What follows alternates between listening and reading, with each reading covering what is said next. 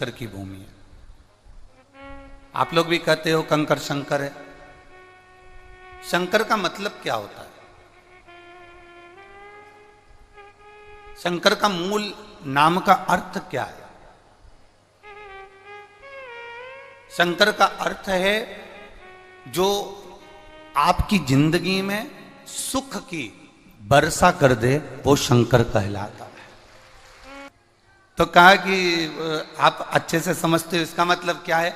हमने कहा कि छत्तीसगढ़ का ओरिजिनल अगर छत्तीसगढ़ का निवासी है तो वो किसी को धोखा देना नहीं जानता, ये निश्चितता है उसकी। बस इतना हम जानते, बाकी क्या हमें किसी से मतलब नहीं है। ओरिजिनल अगर छत्तीसगढ़िया है तो वो किसी को धोखा देना नहीं जानता। ओरिजिनल अगर छत्तीसगढ़िया है तो वो अपनी मेहनत में पीछे नहीं हटता। ओरिजिनल अगर छत्तीसगढ़िया है तो अपना कर्म करने में पीछे नहीं हटता। ओरिजिनल छत्तीसगढ़िया है तो वो अपनी मेहनत से पीछे नहीं हटता। और ओरिजिनल छत्तीसगढ़िया है तो काम करते करते काम नहीं छोड़ता, काम करते करते भगवान का नाम ले लेता है।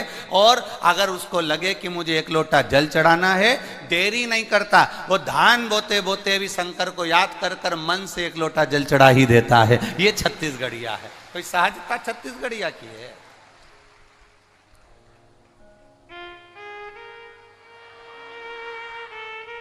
बोल बम का नारा है,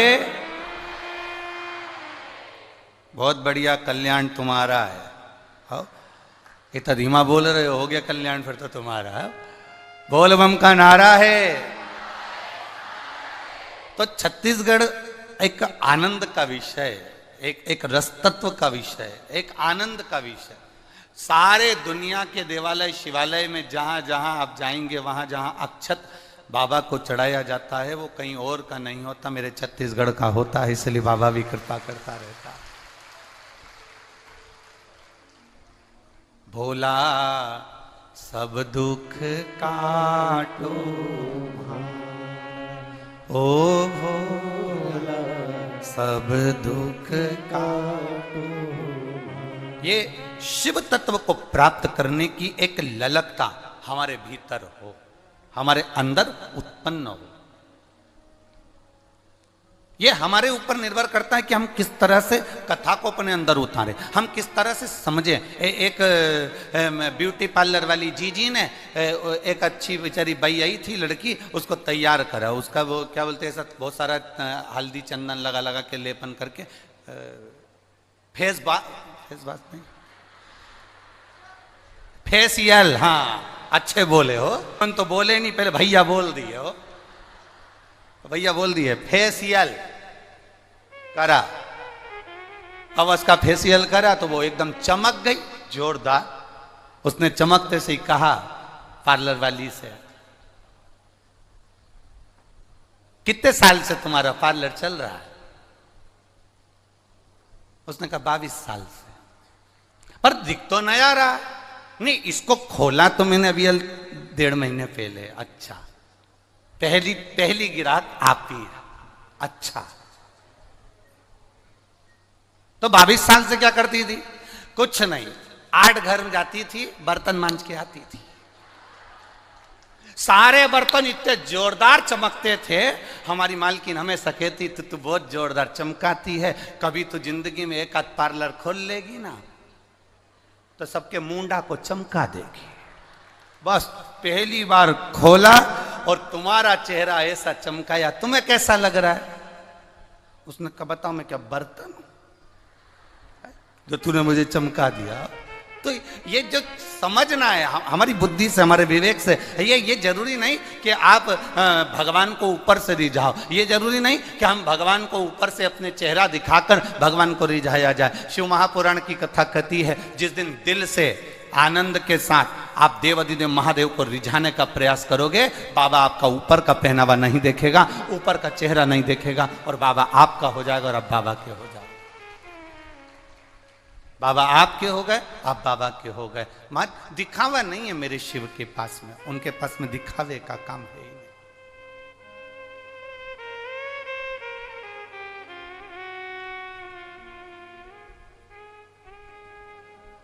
आप कितने साल से भगवान का भजन कर रहे हो?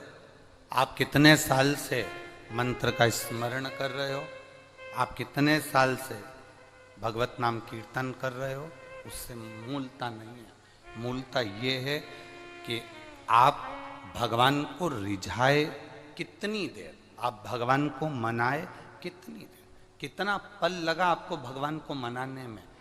हमारे यहाँ पहले के विवाह और आज के विवाह में अंतर होता है। पहले के विवाह जो होते थे, लड़की चाय की ट्रे लेकर आती थी, रखती थी, एक क्षण के लिए निकाह मिलती थी और विवाह पक्का हो जाता था। विवाह पक्का हो गया, 7 जन्म तक निपटा था। आज के जमाने में लड़का लड़की को दिखा दो, मिला दो, होटल में रोज मिले, संबंध पक्का हुआ, फोन पर 8-8 घंटे बात हुई, उसके बाद भी संबंध होने के बाद भी, विवाह होने के बाद भी मालूम पड़ा कि 4 महीने, 3 साल, 2 साल में तलाक हो गया। इसको विवाह नहीं कहते महाराज। भगवान की भक्ति भी ऐसी होती है, तुम घंटों तक मंदिर के अंदर बैठे रहो और तुम सोचो कि भगवान मुझे मिल जाएगा, भगवान मिलने वाला नहीं। तुम गंगा के घाट पर घंटों तक बैठे रहो, तुम्हें लग जाए कि भगवान हमें मिल जाएगा, भगवान मिलने वाला नहीं। तुम नर्मदा जी के घाट पर घंटों तक बैठे रहो और तुम सोचो कि भगवान हमें मिल जाए, भगवान हमें नहीं मिलता। तुम सोचो कि मैं जंगल में जाकर बैठ जाऊं, घंटों तक वहीं पर बैठकर तप साधना करूं, भगवान मिल जाए, भगवान इससे नहीं मिलता। भगवान को पाने के लिए माला से ज्यादा मन की जरूरत पड़ती है। जितना हम मन से भगवान को रिझाने का प्रयास करते हैं, देवाधिदेव महादेव उतना हमारे करीब आता चले जाता है। राम कृष्ण को पाने के लिए आप माला से ज्यादा मन को भजने का प्रयास करें, मन से परमात्मा को रिझाने का प्रयास करें। जितना जितना आप परमात्मा को रिझाने का प्रयास करेंगे, उतना उतना परमात्मा आपके नजदीक आता चला जाएगा। आप जितना परमात्मा को नजदीक लाना चाहें, उतना मन से भगवत भजन की ओर जाएं, उतना मन से भगवत स्मरण की ओर जाएं, वो हमारे करीब आता चले जाए, वो हमारे नजदीक आता चला जाए।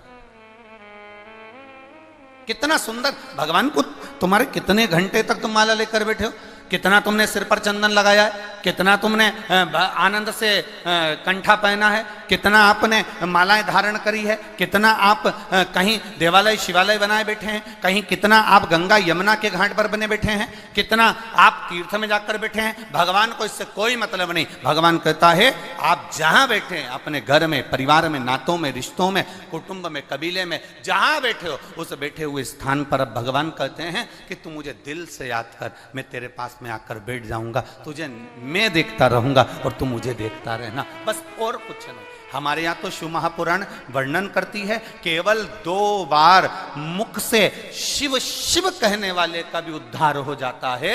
शिव पुराण कहती है 1 बार मुख से शिव कहने वाले का भी कल्याण हो जाता है। यहाँ तक हमारे यहाँ एक सुंदर स्थान का नाम आता है महाबलेश्वर। क्या नाम है? जम के बोलो जरा सा। महाबलेश्वर गए हो? हाँ जी, धर लो धर लो धर लो, ठीक है। लोग इसे हिल स्टेशन भी मानते हैं। वहां शंकर जी का एक मंदिर है, उसका नाम था महाबल। अब उसका नाम महाबलेश्वर हो गया। कभी स्मरण किया आपने कि महाबलेश्वर, महाबल, ये मंदिर जहां भगवान शिव विराजमान है, ये शंकर भगवान का एक अविरल शिवलिंग, सारे लिंगों से आनंद देने वाला राजलिंग माना जाता है। उसको हमारे यहां महाबलेश्वर कहा जाता है, महाबल कहा जाता है। आखिर उस शिवलिंग में ऐसा है क्या? उस शिवलिंग के आनंद में ऐसा सुख क्या है?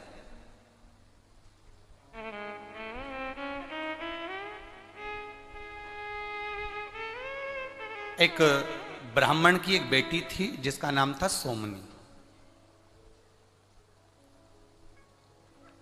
बड़ी सुंदर थी, उसके चेहरे पर एक आकर्षण था, केश लंबे, मुखाग्रविंद सुंदर, स्वरूप सुंदर। ब्राह्मण ने सोचा कि मेरी बेटी बड़ी हो गई है, अब इसका विवाह कर देना चाहिए। अब ब्राह्मण ने विचार कर कर उस सोमनी का विवाह एक ब्राह्मण बालक से कर दिया। बालक भी बड़ा सुंदर था, बड़ा आकर्षण था उस बालक के चेहरे।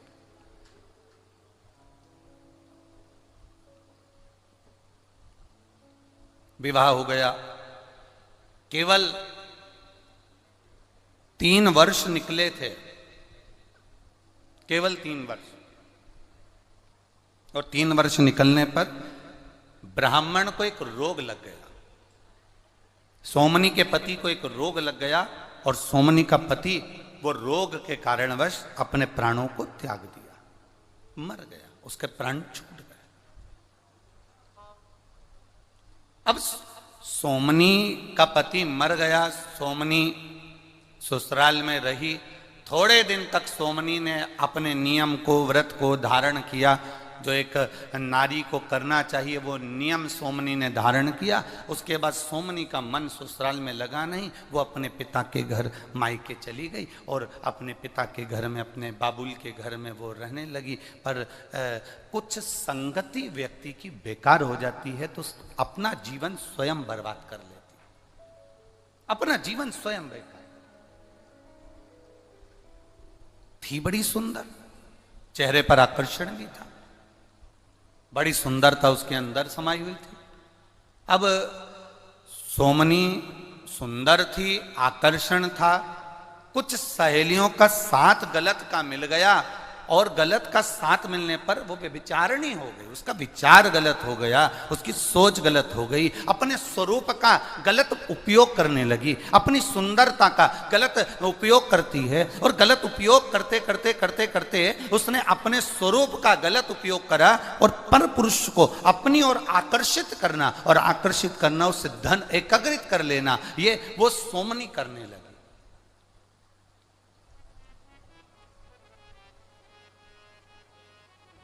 वो सोमनी कर रही। एक विचार अपने अंदर उतार कर रखिएगा मेरी जीजियों, एक विचार अपने अंदर उतार कर रखना मेरी बहनों। अपने अंदर एक विचार को लेकर बैठना कि हमारी सुंदरता, हमारा स्वरूप, हमारी देह, हमारा शरीर, हमारी सुंदरता, शिव पुराण कहती है ये किसी को लूटने के लिए या किसी को बर्बाद करने के लिए नहीं, हमारी सुंदरता भगवान के भजन के लिए प्राप्त होती है, भगवती स्मरण के लिए प्राप्त होती है।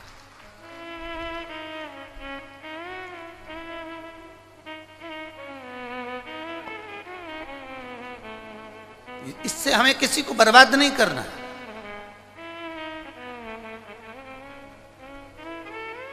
इस सुंदरता से हमें किसी को नष्ट नहीं करना। सोमनी ने अपनी सुंदरता का फायदा उठाया, पर पुरुष गमन करने लगी। समय आया, नगर के लोगों ने, गांव के लोगों ने सोचा ये नारी ठीक नहीं है, ये श्रेष्ठ नहीं है। एक तो पति मर गया, पति के मरने के बाद ये पर पुरुष गमन कर रही है, व्यभिचारिणी हो गई, गलत गलत जगह पर जाने लगी, गलत विचार करने लगी, पर पुरुषों को अपनी ओर आसक्त कर कर उनको बर्बादी की ओर छोड़ने लगी। गांव के लोगों ने विचार कर अब करें तो करें क्या। गांव के लोगों ने ब्राह्मण से कहा आपकी बेटी के लिए हम क्या कहें, पिता का दोष क्या होगा उसमें, ये संगत का दोष होता है। गलत संगति अगर हमें मिली है तो उसका दोष हमारे ऊपर आ ही जाता है।